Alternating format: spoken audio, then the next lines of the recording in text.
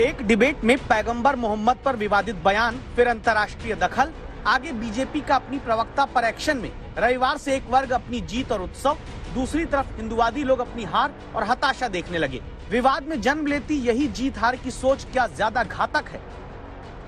राजस्थान के बूंदी में मौलाना मुफ्ती नदीम और वीएचपी के कार्यकारी अध्यक्ष आलोक कुमार के बयान सुनकर समझिए। मुसलमान जब रिएक्शन देता है तो तवज्जो से सुने, तारीख उठाकर देख ले, जब जब जिस कौम के खिलाफ मुसलमानों ने रिएक्शन दिया है उनके लिए जमीन रब्बे जुल जलाल ने तंग फरमा दी। वो दौड़े दौड़े फिरते रहे, उन्हें जमीन का एक टुकड़ा तक नसीब नहीं हुआ। तो अगर तुमने एक्शन नहीं लिया तो फिर हम रिएक्शन देंगे। और ये कोई गुजारिश नहीं है, खुली चेतावनी है।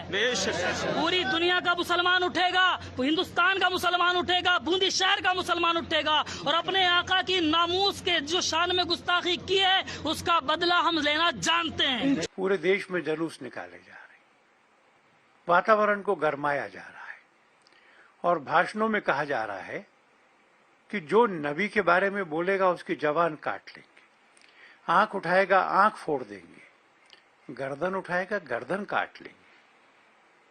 क्या हम कानून के शासन में रह रहे? क्या हम संविधान के अंतर्गत रह रहे?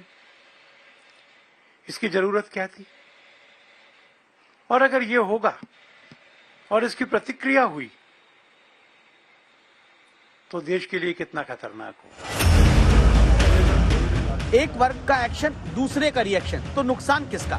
भारत में हर धर्म के नागरिकों का, समाज का और देश का। लेकिन इस पूरे विवाद में अपनी अपनी सोच की सियासत जारी होती है। कुछ लोग ये साबित करने में जुटे हैं कि इस्लामिक देशों के आगे सरकार झुक गई।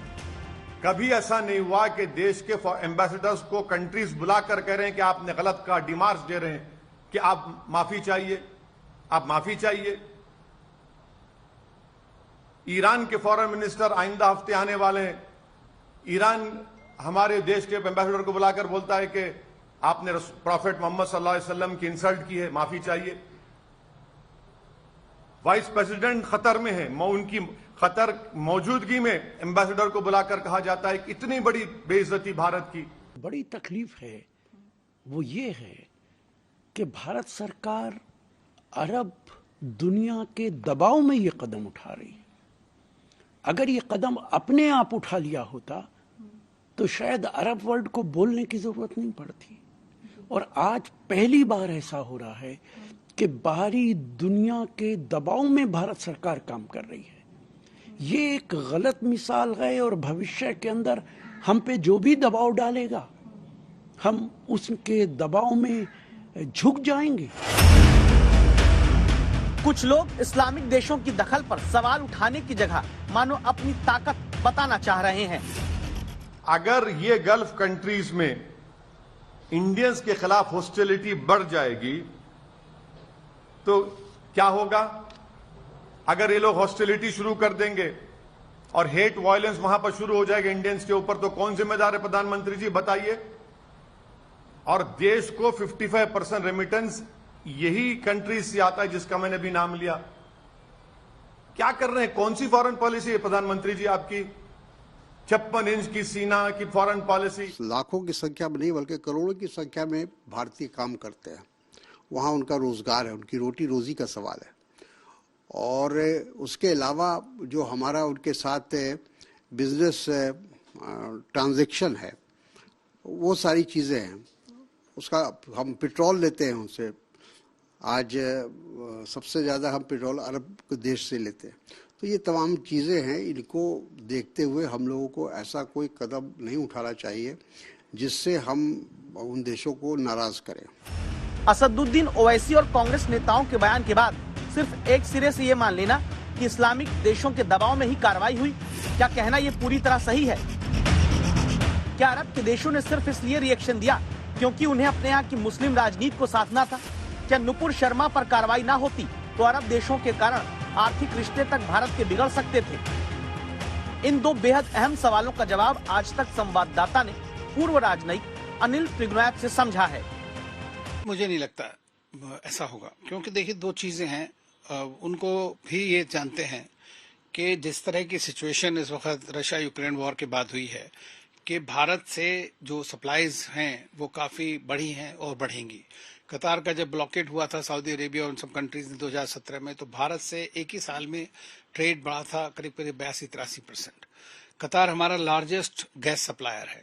मेरा मानना यह है कि अगर आप कोई चीज प्रोड्यूस करते हैं तो आपको मार्केट भी चाहिए। तो इंडिया एक बहुत बड़ा मार्केट है। तो जहां तक इकोनॉमिक कंडीशंस की बात है, मैं नहीं समझता कि इसके ऊपर कोई इतना बड़ा असर पड़ेगा। जहां तक डिप्लोमेटिक बात है, वो भी ये समझते हैं कि भाई ये इंसिडेंट जो है गवर्नमेंट इन्वॉल्व नहीं है। चूंकि गवर्नमेंट इन्वॉल्व नहीं है, गवर्नमेंट का कोई लीडर इन्वॉल्व नहीं है, एक पार्टी का एक स्पोक्समैन है, भले ही रूलिंग पार्टी का हो, उसके साथ अगेंस्ट एक्शन लिया गया है। तो मैं मानता हूं कि इसका थोड़े दिन और चलेगा इसी तरह से, लेकिन ये कि क्योंकि उनको अपनी डोमेस्टिक कॉन्स्टिट्यूंसी को भी देखना है और उसको सेटिस्फाई करना है। भारत से भी स्टेटमेंट जा ही रहे हैं, हमारे एम्बेसडर सबसे मिल रहे हैं, उनको एक्सप्लेन कर रहे हैं सिचुएशन को, और मैं समझता हूं कि वो इस बात को एक्सेप्ट कर रहे हैं। यानी अरब देशों की प्रतिक्रिया का ये मतलब नहीं कि वो भारत को झुका सकती थी।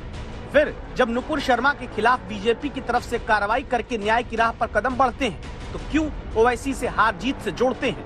पार्टी के लिए हम किसी भी धर्म के किसी भी धर्म ग्रंथ पे या किसी भी धर्म के अनुयायियों पर या किसी भी धर्म के जो लीडर्स हैं या पर्सनैलिटीज हैं जो उनको आगू हैं, उनके खिलाफ कोई अपशब्द का इस्तेमाल नहीं करना चाहिए। ये पार्टी की लाइन है और लगातार ये लाइन है।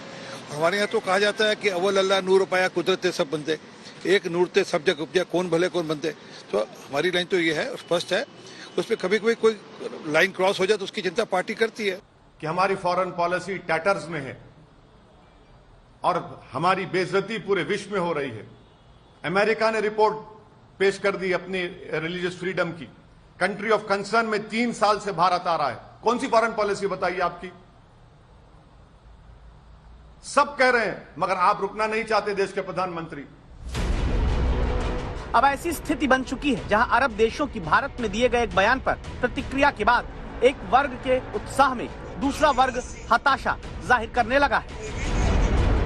57 मुस्लिम देशों का इस्लामिक सहयोग संगठन यानी ओआईसी भी कूद गया। लिखता है कि भारत में मुस्लिमों के खिलाफ हिंसा के मामले बढ़े। भारतीय विदेश मंत्रालय ने 2 टूक जवाब दिया। लिखा, भारत ओआईसी की गैर जरूरी छोटी सोच वाली टिप्पणी को साफ तौर पर खारिज करता है। चुनौती भारत में जन्म ले रही है। वजह ये कि एक पक्ष को लगने लगा उनके साथ तो इस्लामिक देश है, दूसरा पक्ष इस सोच को तब प्रचारित कर रहा है कि उनका धर्म एकजुट नहीं। तभी तो नुपुर शर्मा पर कार्रवाई हुई है। अब जो भी कोई किसी की शान में भी गुस्ताखी करेगा तो हमारे भारत के अंदर एक दिन एक आवाज एक साथ सड़कों पे मौजूद होंगे, पूरे भारत के अंदर होंगे। और दूसरी चीज, चाहे मुल्क हमारे कितने भी हों, इस्लाम एक है, अल्लाह एक है।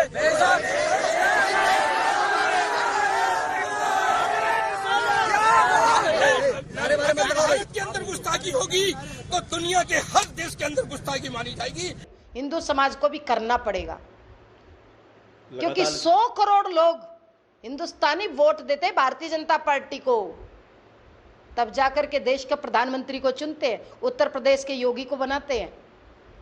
और उनकी अगर सुनवाई नहीं होगी तो कुछ न कुछ तो फिर सोचना चाहिए। इस तरह नुपुर शर्मा केस में जहां ऐसी नजीर कार्रवाई के बाद बननी चाहिए थी कि दूसरे ऐसा ना करें, उसकी जगह सबने आपस में हार जीत का ऐसा चश्मा पहन लिया कि समाज में अविश्वास की कोख से नफरत को ही जन्म देता नया विवाद शुरू हो चुका है।